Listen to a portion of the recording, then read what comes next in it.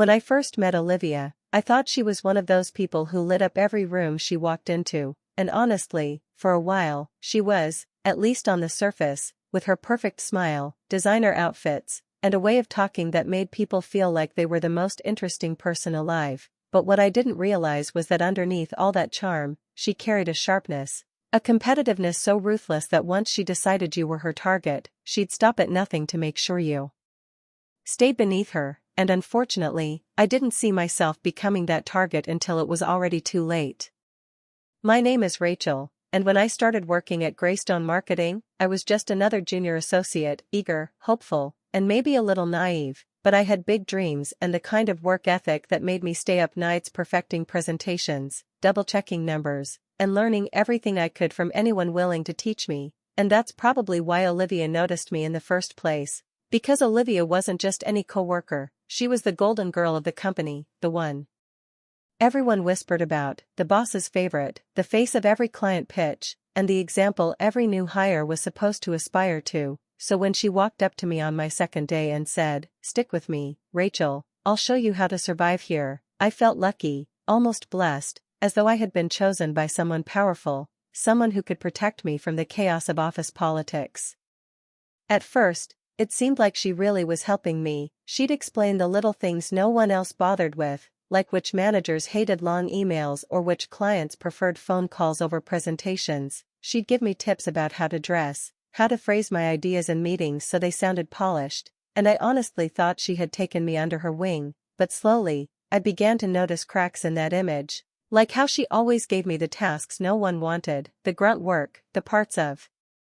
projects that were long, tedious, and thankless, while she took the glossy pieces that shone in front of clients. And when she did include me in meetings, she'd always somehow spin my contributions into her own, smiling at me as though I should be grateful for the crumbs of recognition she allowed to fall my way.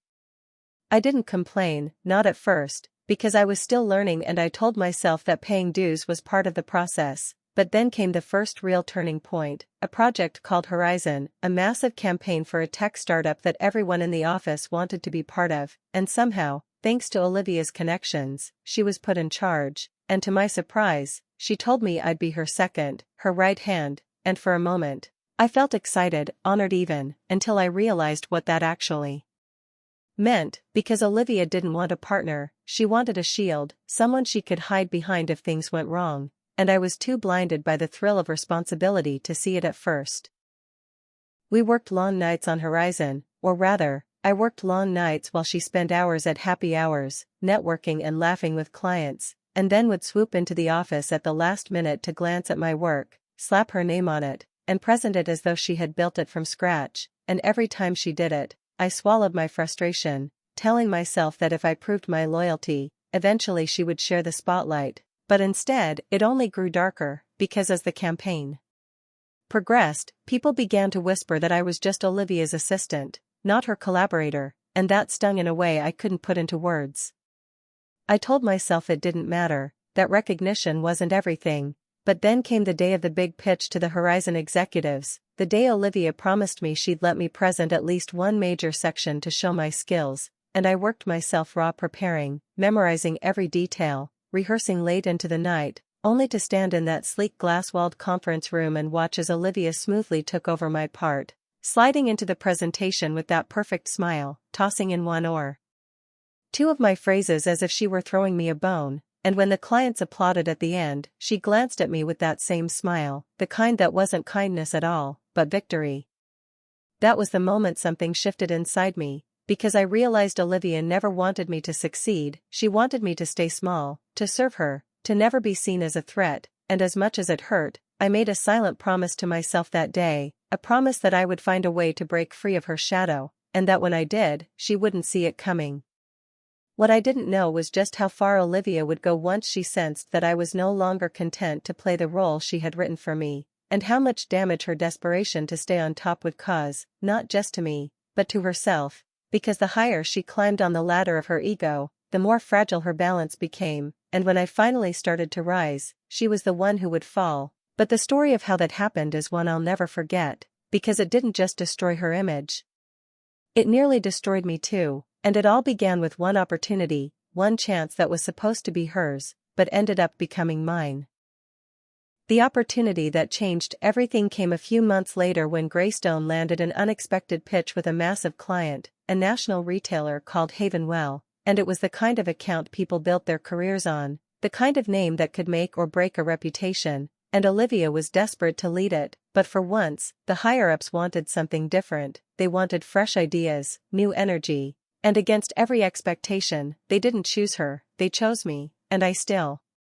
remember the look on her face when the announcement was made at the Monday meeting, that flicker in her eyes that she quickly disguised with a practiced smile, clapping her manicured hands together and saying, "Oh, this will be wonderful, Rachel, I'll be right here to support you." But I knew in that instant that her version of support was going to feel like sabotage, and I wasn't wrong. From day one of the Havenwell project, Olivia found ways to insert herself, asking if she could help by reviewing drafts, by sitting in on brainstorms, by taking calls that weren't hers to take, and every time she did, something went wrong, numbers misplaced, slides deleted, emails mysteriously not sent, and yet whenever I brought it up, she'd smile innocently and say, "Oh no, that must have been a misclick," or "You probably forgot to hit send," making me second-guess myself, making me wonder if I was losing my mind under the stress. I knew I couldn't confront her directly, not without proof, because Olivia was still the golden girl in the eyes of so many, and if I accused her of sabotaging me, I'd look paranoid, bitter, or worse, ungrateful, so I started documenting everything, saving versions of my work, copying emails, making sure that if something happened again, I'd have a trail, and sure enough, things kept happening.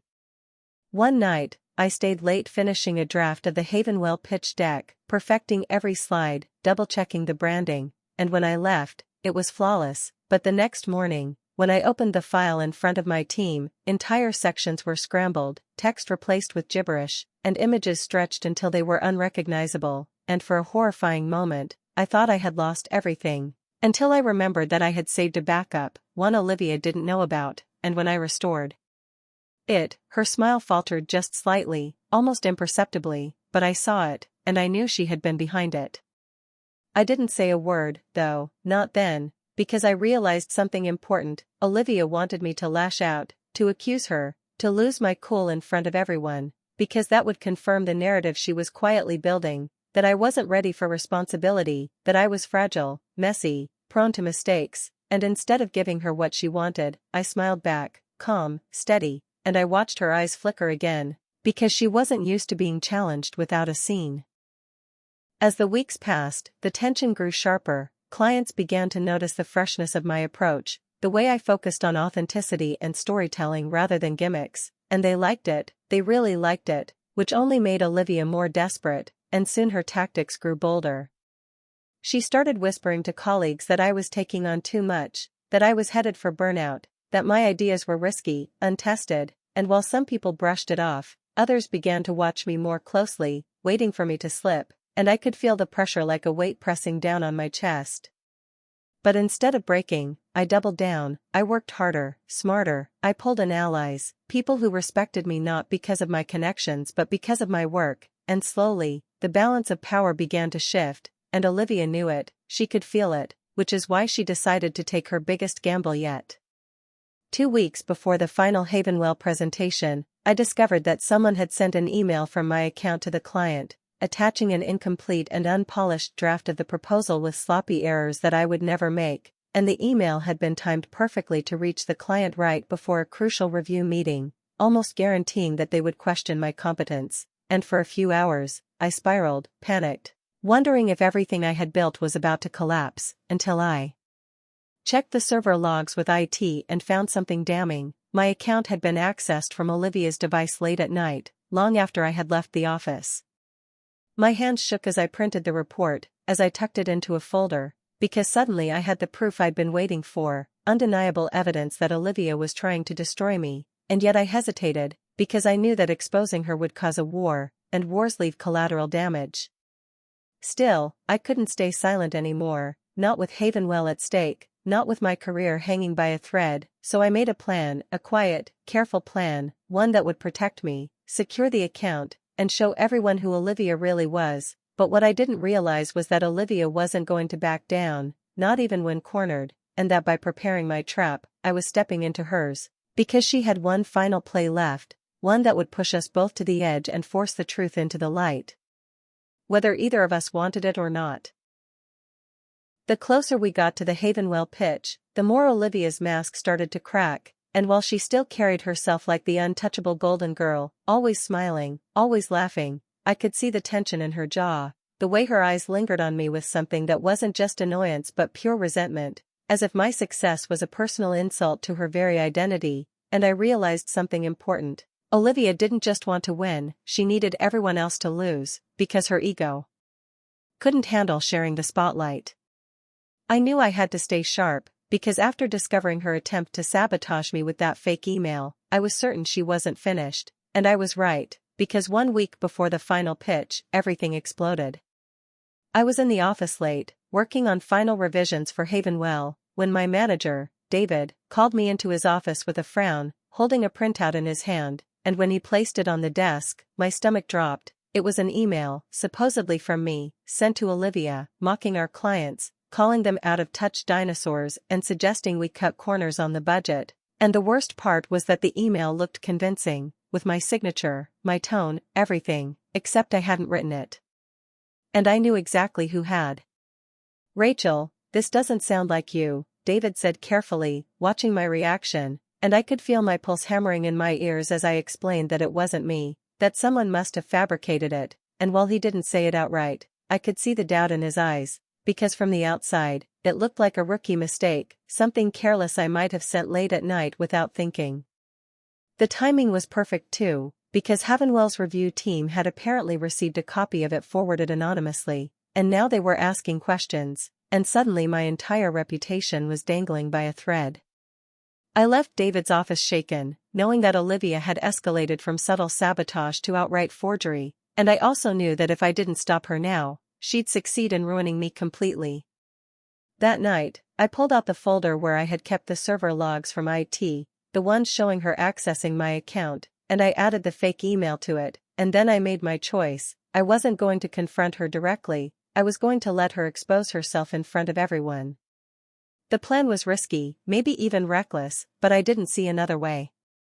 I began setting up bait, small, deliberate pieces of information planted in places only she could see, things that looked like weak points, like I was struggling with sections of the pitch, or that I hadn't finished critical research, and I waited. Sure enough, within days, those exact weaknesses became the focus of office gossip, whispered by people who could only have heard it from Olivia, and it confirmed what I already knew: she couldn't resist meddling. But the real trap came 2 nights before the presentation, when I stayed late, working on a draft that was full of intentional errors, sloppy math, and outdated data, a draft that looked convincing enough to be mistaken for my real work if someone was desperate to find dirt. I left it open on my desktop, then went home, and early the next morning, I checked the system logs. Sure enough, someone had logged in from Olivia's account in the middle of the night, copied the file, and sent it from a burner email address to David with the subject line "Rachel's incomplete work, urgent." My heart raced when David called me in again, holding the new evidence, but this time, I was ready. Calmly, I pulled out the folder with the server logs, showing the access history, the timestamps, the device ID, all of it pointing directly back to Olivia, and as I laid the papers on his desk, I saw the doubt in his eyes turn into something else, something harder, sharper, suspicion, but not toward me anymore. "Rachel, this is serious," he said slowly, flipping through the pages, and I nodded, steady even though my hands were trembling inside, because I knew I finally had her cornered. Still, I also knew Olivia wasn't the type to admit defeat gracefully, and when she realized her games were unraveling, she'd double down, and I braced myself for the storm I knew was coming. I didn't have to wait long. That afternoon, Olivia waltzed into my cubicle with her perfect smile, leaning against the wall like she owned the place, and said in a low voice, "You think you're clever, don't you, Rachel? You think people will believe you over me? You have no idea who you're dealing with." For a moment, I almost let her words get to me, because she was right about one thing: her reputation was still stronger than mine, and if she decided to play dirty enough, she could still drag me down with her. But I also saw something in her eyes that I hadn't seen before, a flicker of panic, the kind of desperation that comes when someone senses the walls closing in. I didn't respond, I just smiled, which seemed to unnerve her more than anything I could have said, and as she walked away, I knew we were headed for a collision, one that would either end her career or mine, depending on who played their cards better. What I didn't realize then was that Olivia still had one final move, a move so reckless, so destructive, that when she played it, it wouldn't just risk her job or mine, it would threaten the entire Havenwell deal, and force everyone at Greystone to finally choose whose side they were really on. The day of the Havenwell pitch arrived like a storm cloud hanging over me, heavy and impossible to ignore, and though I had prepared for every detail, rehearsed every line, and checked every number, I knew in my gut that Olivia wasn't going to let it happen without one last strike, because people like her didn't just accept losing, they dragged everyone down with them if it meant avoiding the humiliation of falling alone. That morning, as the team gathered in the sleek conference room with its long glass table and humming projector, I could feel eyes on me, some supportive, some skeptical, and in the corner, Olivia sat with her arms crossed, a faint smile tugging at her lips, as if she were waiting for something only she knew about, and the sight of it made my stomach twist. When it was finally my turn to present, I stood at the head of the table, the Havenwell executives watching closely, and began walking them through the campaign, step by step, my voice steady even though my heart pounded, and everything was going smoothly, until suddenly the slides froze, flickered, and then changed to something I had never seen before, a different deck, one filled with disastrous errors, sloppy jokes, even offensive mock slogans that would make any client storm out, and for one horrifying second, the room went silent, all eyes turning to me, and I felt the ground slip beneath my feet. My mind raced, and then I saw her, Olivia, her smile widening just slightly, her eyes locked on me like a predator watching prey, and I understood instantly what had happened. She had swapped the files, she had planted this bomb to go off at the worst possible moment, right here, in front of everyone who mattered. The panic rose in my throat, but before it could consume me, I remembered the precautions I had taken, the backups I had saved, and the one thing Olivia hadn't accounted for, I had been expecting this. With as much calm as I could muster, I looked at the executives and said, "It seems there's been a mistake with the file loaded onto this system. If you'll give me one moment, I'll pull up the correct presentation from my secure drive." My voice didn't waver, not even a little, and without waiting for permission, I plugged in my laptop, opened the real deck, and within seconds, the correct slides appeared on the screen, polished, professional, flawless, and I saw the confusion ripple across the executives' faces, the tension ease slightly as I continued, seamlessly shifting back into my rhythm. But as I spoke, I could also feel the undercurrent in the room, the way David, my manager, was watching not me, but Olivia, his eyes narrowing as he pieced together what had just happened. When the presentation ended, the Havenwell team applauded, impressed not just by the campaign but by how smoothly I had handled the disruption, and though relief washed over me, I knew the real showdown was still coming, because Olivia wasn't going to let this end quietly. After the clients left, David called a private meeting with the senior managers, myself, and Olivia, and the moment the door shut, the air grew heavy. "We need to discuss what happened in there," David said firmly, placing a stack of printed logs on the table, the same ones I had given him, along with new ones he had apparently gathered himself. He slid them across the table, his eyes on Olivia, and for the first time since I had known her, she faltered, her smile slipping, her confidence cracking. The logs showed everything, the unauthorized access to my account, the late-night file transfers, the burner emails, all of it pointing directly to her, and as the evidence piled up, her protests grew weaker, until finally she lashed out, slamming her hand on the table and saying, "She's trying to take everything from me. She doesn't deserve this. I built this company's reputation, and now you're all throwing me aside for her?" Her voice was shrill, desperate, the Golden Girl mask shattered, and the room fell into stunned silence. In that moment, the truth was undeniable, and the managers exchanged looks that told me everything. Olivia's reign was over. They dismissed her from the project on the spot, her protests echoing down the hallway as she stormed out, and I sat there, numb, shaken, but also relieved, because for the first time I felt like I had stepped out of her shadow. Still, victory didn't feel the way I thought it would. As the adrenaline faded, I realized how much damage she had caused, how close she had come to destroying not just my career but the entire Havenwell deal, and part of me couldn't stop wondering if maybe I had underestimated how dangerous her obsession with winning had become. That night, I stayed late again, finishing up the final details for Havenwell, making sure there would be no loose ends, and as I packed up to leave, I got a text from an unknown number that sent chills through me. It said, "You think you've won, but this isn't over. Watch your back."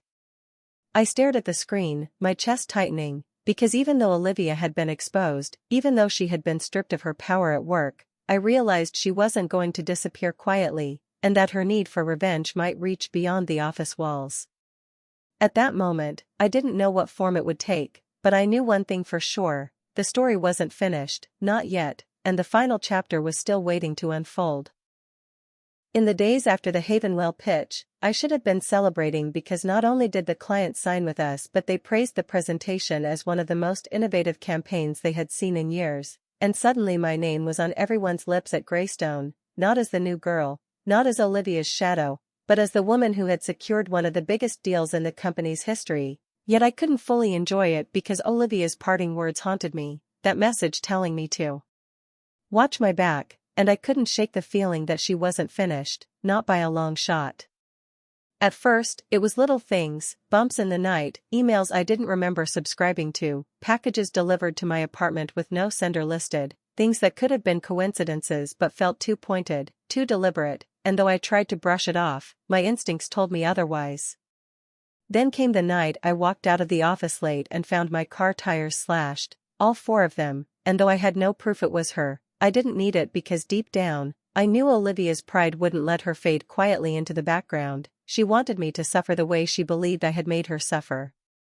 I thought about reporting her, about going to the police, but I had no evidence that would hold up, and besides, part of me didn't want to give her the satisfaction of seeing me afraid, so instead, I decided to confront the situation in my own way, one final time. A week later, Greystone held a company-wide meeting to celebrate the Havenwell win, and though Olivia had technically been suspended pending an internal investigation, she showed up anyway, striding into the room in her designer heels like she still owned the place, her chin lifted, her eyes burning with a mixture of anger and desperation, and for a moment, the room went tense, everyone watching to see what would happen. I stood at the front, preparing to give a short speech, and when I locked eyes with her, I knew this was it, the final showdown, not in whispers or behind closed doors but in front of everyone. "I want to thank the team for believing in new voices," I began, my voice steady, and then, without breaking eye contact with her, I added, "because success isn't about stepping on others to climb higher, it's about lifting each other up, about collaboration, trust, and integrity, and that's why this win isn't just mine, it's ours." The words weren't aimed directly at her, but everyone knew, everyone felt the weight of them, and I saw her falter, her posture stiffening as the truth settled over the room, that the power she once held through fear and manipulation was gone, replaced by something stronger, something she couldn't touch. People clapped, the applause growing louder, and Olivia's face twisted, not with anger this time but with something closer to defeat, and without another word, she turned and walked out, her heels echoing down the hallway, each step sounding like the closing of a chapter. After that day, Olivia vanished from Greystone, quietly let go by HR, her name no longer spoken in meetings or whispered in gossip, and while I occasionally heard rumors that she tried to start over at another firm, it never stuck, because reputations follow you, and the industry has a way of remembering. As for me, I kept moving forward, building my career, taking on new clients, mentoring the next wave of young professionals so they'd never have to feel as alone as I once did, and though sometimes I still thought about her, about how her need to see me fail had ultimately destroyed her, I realized something important: her downfall wasn't really my victory, it was hers, born from her own ego, her inability to see that success is not a finite resource, that someone else's rise doesn't mean your fall. And maybe that was the greatest irony of all, she wanted me to fail so badly, but in the end, my success didn't just prove her wrong, it unraveled her entirely, and the only person Olivia ever truly destroyed was herself.